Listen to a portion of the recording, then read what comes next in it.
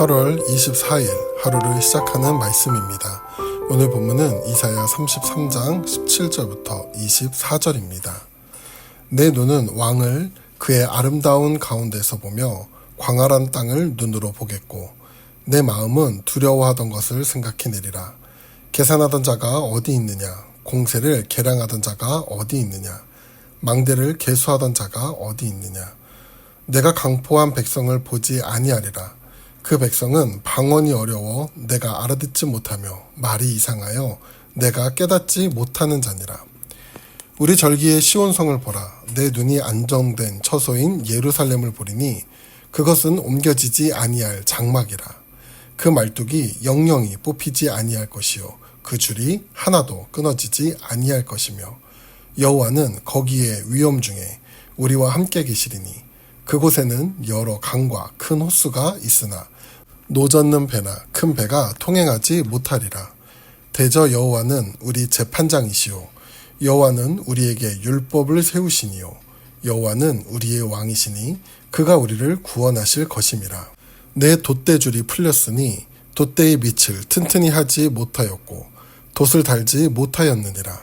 때가 되면 많은 재물을 탈취하여 나누리니 저는 자도 그 재물을 취할 것이며 그 거주민은 내가 병들었노라 하지 아니할 것이라. 거기에 사는 백성이 죄사함을 받으리라. 아멘. 오늘 본문은 아수르의 예루살렘 침공 직전 유다가 마주한 절박한 위기 상황을 배경으로 하는데 바로 앞선 32장에서 먼 미래의 메시아 왕국을 예언했던 이사야는 이제 시선을 가까운 미래로 돌려 당장 눈앞에 닥친 남유다의 국가적 파멸 위기를 보여주고 있습니다. 아수르의 침략으로 모든 소망이 끊어진 그 순간 오히려 대적의 파멸과 남은 자들의 영광스러운 회복을 선포하는데 흥미로운 점은 본문에서는 대적의 이름인 아수르는 구체적으로 명시되고 있지 않다는 사실입니다. 이는 오늘 말씀이 당시 남유다 백성들뿐 아니라 모든 시대 속에서 성도를 핍박하고 위협하는 영적 대적들을 향한 하나님의 심판 예언임을 드러내고 있는 것이죠. 인간의 힘으로는 도저히 빠져나갈 수 없는 절망의 한복판에서 선포된 이 말씀은 오늘날 우리 삶에 던져진 위기 가운데에 인간의 모든 수단이 무너진 자리에서 성도는 과연 무엇을 바라보고 의지해야 하는가를 생각하게 합니다. 오늘 말씀을 통해 그 지혜와 은혜를 발견하는 시간 되시기 바랍니다. 먼저 본문 1절에서 6절의 내용을 보면 남유다가 겪은 믿음에 대한 배신과 부조리한 권력 앞에 무력감을 보여주고 있는데 당시 강대국 아수르의 위협 가운데 남유다는 그들과 평화 조약을 맺고 나라를 지키기 위해 성전에 있는 금과 은을 모두 긁어모아 조공으로 바쳤는데 이는 인간적인 외교수단과 물질로 평화를 사려고 했던 것이었죠. 그러나 결과는 처참한 배신이었습니다. 아수르는 남유다와의 약속을 무참히 깨뜨리고 칼끝을 겨누었죠. 그 순간 이사야 선지자는 살아계신 하나님의 공의를 선포하는데 바로 1절 말씀입니다.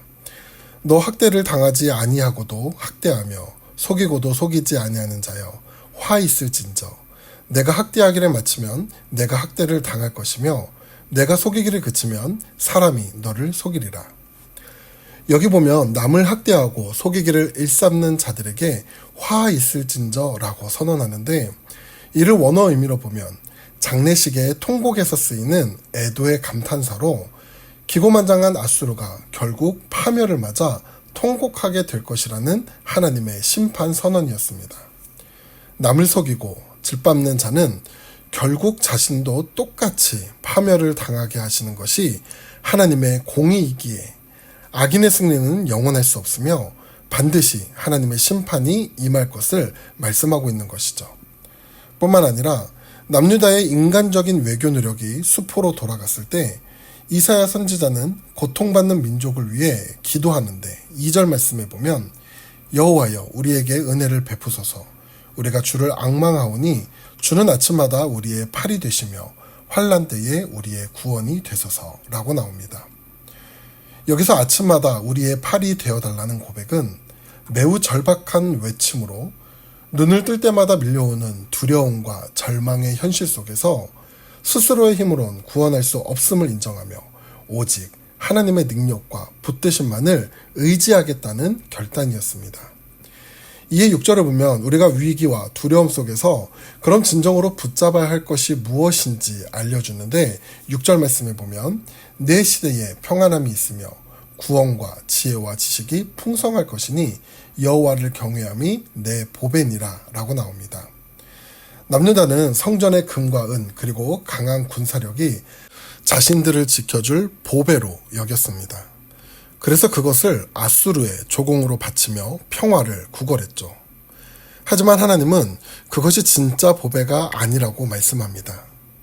그럼 우리의 인생에 있어서 진짜 보배는 무엇일까요? 그것은 오직 하나님을 두려워하고 그분을 왕으로 인정하는 여호와를 향한 경외함. 그것만이 우리에게 평안을 주는 진짜 보배인 것을 기억하시기 바랍니다. 그런 남유다의 위기 속에 인간적인 모든 수단과 방법이 철저히 배신당한 절망의 상황에서 하나님은 어떻게 역사해 나가실까요? 먼저 7절에서 8절을 보면 평화 조약이 깨진 후 남유다가 마주한 비참한 현실을 보여주는데 아수르와 협상하러 갔던 평화의 사신들은 조약이 거절당하자 옷을 찢으며 슬피 울었고 또한 국가 간 약속은 버려졌으며 도로는 황폐해져 사람이 다닐 수 없게 되었다고 합니다. 이처럼 모든 소망이 끊어진 순간 하나님께서 등장하시는데 10절에 보면 여호와께서 이르시되 내가 이제 일어나며 내가 이제 나를 높이며 내가 이제 지극히 높아지리니 라고 나옵니다. 남유다 백성들이 위기와 두려움을 자신의 방법을 의지해 해결하려 했을 때 하나님은 침묵하시는 듯 보였습니다. 그러나 그들 자신의 무능함을 깨닫고 완전히 손을 들었을 때 비로소 내가 이제 일어나겠다라고 선포하고 계신 것이죠. 그럼 하나님이 일어나시면 어떤 일이 일어날까요? 11절에 보면 아수르의 모든 지략과 군사력이 겨와 집같이 불타버릴 땔감에 불과하게 된다고 말합니다. 그럼 아수르를 향한 하나님의 심판의 불길을 바라보는 남유다 백성들은 어떤 심정이었을까요? 그들은 두려워하며 누가 이 소멸하는 불과 함께 살 수 있겠는가 라며 절망하였습니다. 그러나 이런 하나님의 심판 속에서도 안전하게 보호받을 의인의 기준을 15절에 말씀하시는데 오직 공의롭게 행하는 자, 정직하게 말하는 자, 토색한 재물을 가증히 여기는 자, 손을 흔들어 뇌물을 받지 아니하는 자, 귀를 막아 피 흘리려는 꾀를 듣지 아니하는 자, 눈을 감아 악을 보지 아니하는 자라고 말합니다. 세상이 다 거짓과 타협으로 불의를 행할 때 끝까지 하나님의 말씀을 따라 공의롭고 정직하게 살아가는 자들은 반드시 있는데 16절에 보면 그런 자들에게 그는 높은 곳에서 거하리니 견고한 바위가 그의 요새가 되며 그의 양식은 공급되고 그의 물은 끊어지지 아니하리라고 약속합니다. 세상이 흔들려도 하나님을 경외하며 정직하게 사는 자는 하나님이 친히 먹이시고 보호하신다는 것이죠. 이제 마지막으로 하나님의 심판 포위망 속에서 절망하던 백성들에게 장차 임할 메시아 왕국의 영광을 보여주시는데 17절과 20절을 보면 내 눈은 왕을 그의 아름다운 중에 보며 우리의 절기 지키는 시온성을 보라. 내 눈이 안정된 처소인 예루살렘을 보리니 그것은 옮겨지지 아니할 장막이라 라고 나옵니다. 이제 남유다의 백성들을 향했던 아수르의 거친 말과 불의를 요구하던 관리들의 위협들은 흔적도 없이 사라질 것이며 예루살렘은 안정된 장막이 될 것이라고 하는 것인데 그 이유를 22절에 이렇게 말합니다. 대저 여호와는 우리 재판장이요 여호와는 우리에게 율법을 세우시니요 여호와는 우리의 왕이시니 그가 우리를 구원하실 것입니다. 이 구절의 시작과 끝을 보면 대저로 시작해 그가 우리를 구원하실 것임이라고 끝나는데 남유다가 결국 구원받는 이유는 세상적 힘이나 능력이 아닌 모든 권세를 가진 하나님이 그들의 왕이시기 때문이라고 말하는 것입니다. 뿐만 아니라 마지막 24절을 보면 그 땅의 백성들이 육체의 질병과 상처뿐만 아니라 영혼의 가장 깊은 문제인 죄 사함을 받게 될 것을 선언합니다. 사랑하는 태국 한인교회 성도 여러분, 성도 여러분은 삶 속에 감당하기 힘든 어려움과 위기 속에서 무엇을 가장 먼저 찾습니까? 눈앞의 고통과 두려움이 크기에 내 스스로가 할 수 있는 최선을 다하게 되죠. 그러나 그 노력 끝에 한계를 만날 때 우리는 더 무너지고 절망하며 낙심하게 됩니다. 그러나 그 한계의 자리가 오히려 우리에게 복이 되는 것은 우리의 노력이 끝나는 곳에서 하나님의 구원은 시작되기 때문입니다. 그때 우리는 하나님 앞에 우리의 손을 내려놓고 하나님의 능력의 발을 붙잡아야 합니다. 그때 비로소 우리에게 흔들리지 않는 참 평안을 허락해 주시기 때문이죠. 오늘 우리의 삶 속에 능력의 팔로 붙드시고 우리와 함께 하시며 우리에게 참 평안을 주시는 그 주님을 발견하시는 복된 하루 되시기를 바랍니다. 기도하겠습니다.